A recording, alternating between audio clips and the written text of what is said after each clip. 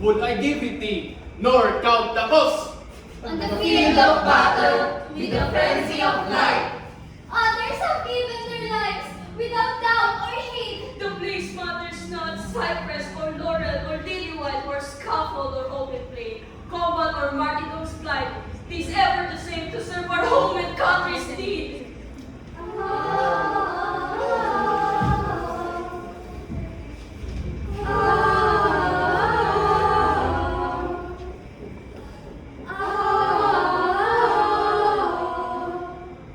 I died as when I see the dawn break, through the gloom of night, to herald the day. And if colors lacking my blood, to shall take.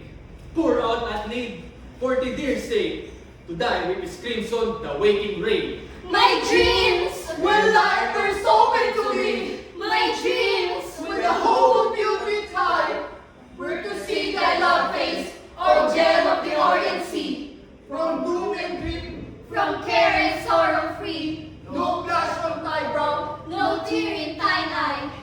Dream of my life, my living and burning desire. Oh, hail! Christ the soul that is now to take flight. Oh, hail! And sweet it is for thee to expire, to die for thy sake, that thou mayst aspire, and sleep in the bosom of eternity's long night.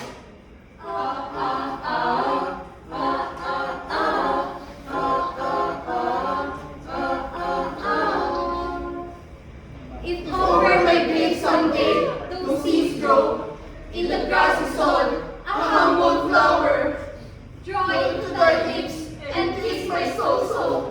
While it will feel on my brow, that in the cold come below, the touch of thy tenderness, thy breast warm flower.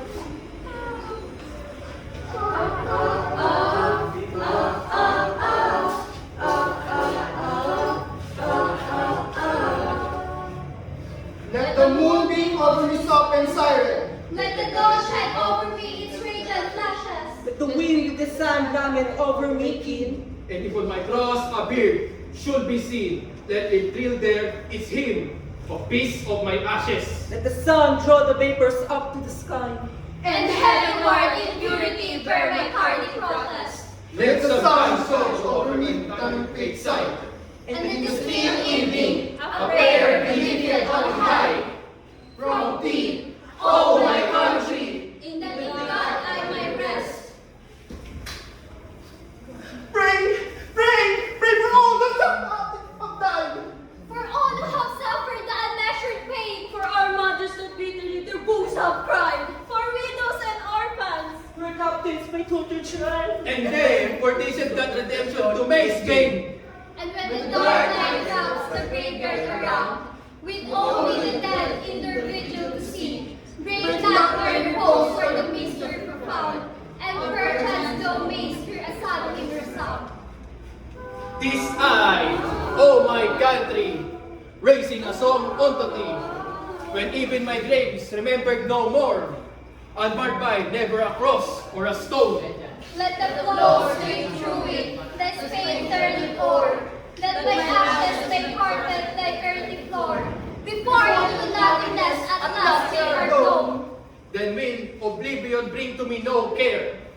As over thy grace and claims thy sweet, traveling and cleansing thy space and air, with color and light, With song and language I fare, ever repeating the the faith that I keep.